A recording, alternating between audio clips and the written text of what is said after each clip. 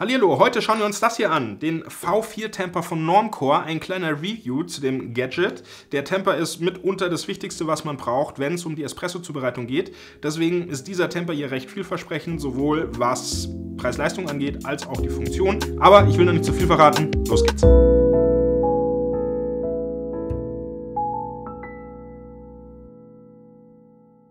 Bevor wir aber loslegen, noch ein kleiner Hinweis in eigener Sache. Ich habe vor kurzem das Coffee Metaverse ins Leben gerufen, deswegen war es hier auf dem Kanal auch ein bisschen ruhiger. Das ist eine Plattform für alle Kaffeebegeisterten, die Interesse daran haben, sich über das Thema Kaffee auszutauschen. Ich will jetzt gar nicht so tief drauf eingehen, ich verlinke euch das Video zum Launch hier oben. Ihr könnt dort gerne mal vorbeischauen. Würde mich freuen, wenn ich den einen oder anderen von euch auf der Plattform wiederfinde und wir uns dort austauschen können.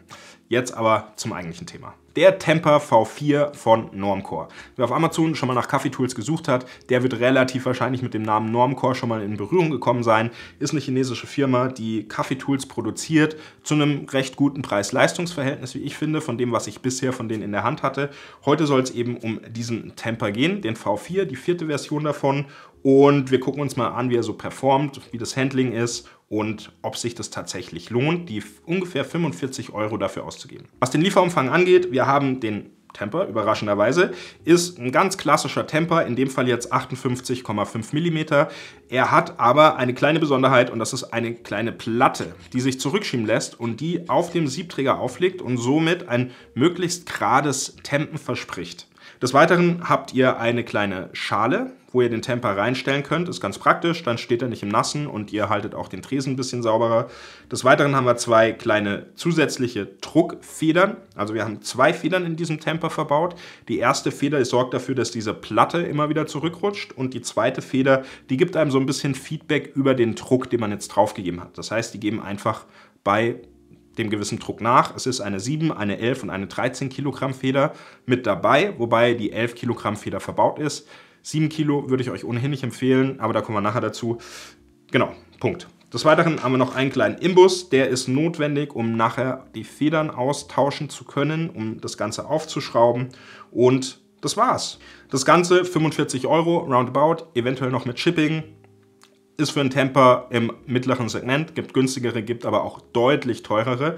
Das teuerste Pendant hierzu wäre der Force Temper, der kostet was um die 200 $ und ist von der Funktion her ähnlich, aber halt vom Bild, also von der Verarbeitung her einfach nochmal ein anderes Level, anderes Design, muss man wissen. Ja, also gibt auch teurere Varianten davon. Design. Über Geschmack lässt sich nicht streiten, ich finde es relativ zeitlos. Es weckt allerdings auch so die ein oder andere Assoziation. Man sollte ihn vielleicht nicht auf dem Stuhl liegen lassen, aber gut, das ist wie alles im Leben Geschmacksfrage. Es gibt ihn in Schwarz und in Weiß und sonst gibt es vom Design her eigentlich nicht sonderlich viel mehr zu sagen. Dieses Schälchen finde ich, wie gesagt, persönlich ganz praktisch. Wäre ganz nett gewesen, wenn man das vielleicht noch gummiert hätte.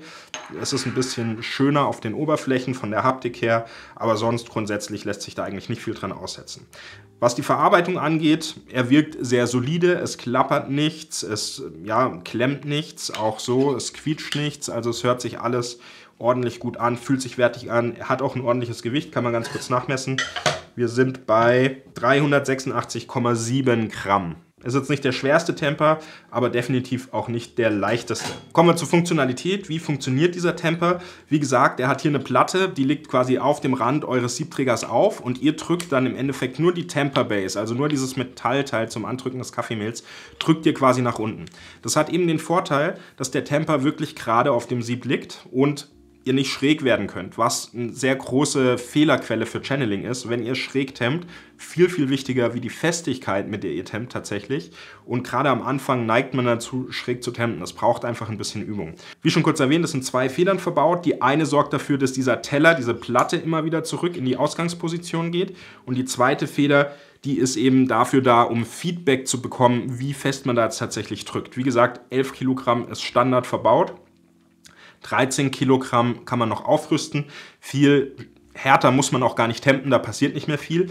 Die 7 Gramm Feder, die ist fast ein bisschen zu weich. Also das reicht oft nicht aus, die 7 Kilo, um das Kaffeemehl ausreichend zu komprimieren, damit es nachher den Druck aufnehmen kann. Also die 7 Kilogramm Feder würde ich vielleicht nicht nehmen. Einfach die 11 Kilo Feder, die drin ist, die kann man einfach drin lassen und gut ist. Also, wie gesagt, von der Funktionalität her kein besonderes Schnickschnack. Man kann ihn einfach auseinanderbauen, indem man die Grundplatte abschraubt und dann mit dem Imbus kann man quasi den inneren Stock, den Stempel, kann man rausdrehen und dann eben auch die Druckfeder entfernen.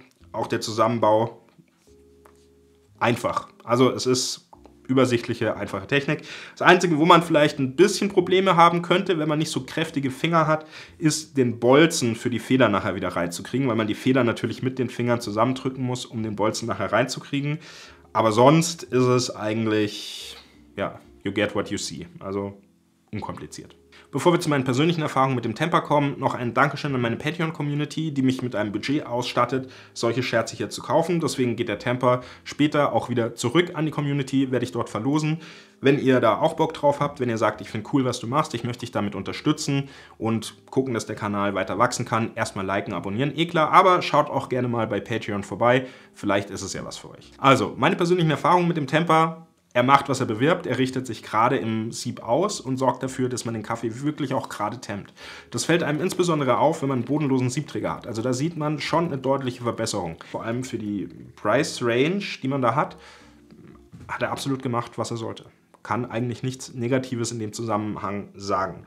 Was man aber negativ monieren könnte, wäre, dass er von der Reinigung her ein bisschen aufwendiger ist, weil sich das Kaffeemehl hier unter dieser Platte sammelt und schaut halt nicht schön aus. Von dem Kaffee per se kommt jetzt eigentlich nichts in euren Espresso, also den Geschmack oder die Qualität des Kaffees beeinflusst es nicht, aber es sieht halt nicht sonderlich schön aus und gerade für visuelle Typen kann das schon ein bisschen Stressfaktor sein. Aber auch das Reinigen ist relativ einfach. Ich kann den Teller zurückziehen, mit dem Finger oder mit dem Lappen durchwischen.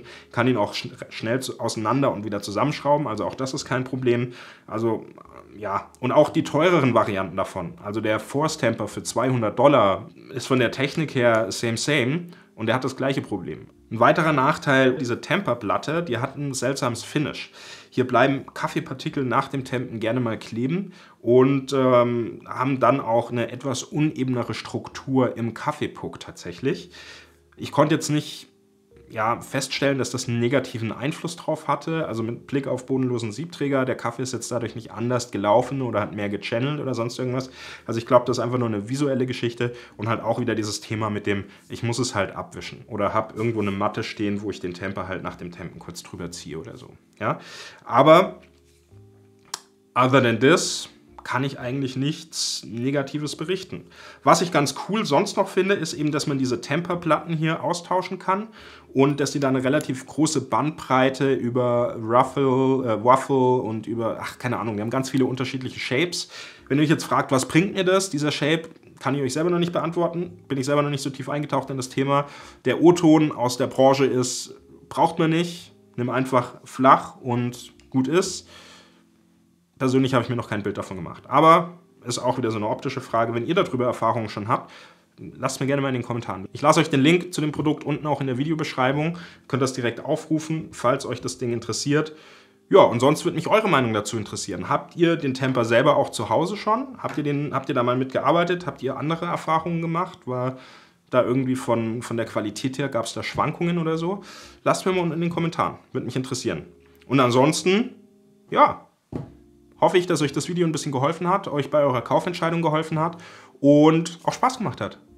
Und in dem Sinne, wenn ihr mehr Reviews von mir sehen möchtet, ich habe hier einmal den Nanoformer oder den ITROPrep Temper getestet. Könnt ihr gerne mal reinklicken. Ansonsten Abo, Patreon, habe ich schon gesagt. Dann bleibt mir nichts weiter, als euch noch eine schöne Woche zu wünschen und danke zu sagen, dass ihr zugeschaut habt. Bis zum nächsten Mal. Ciao.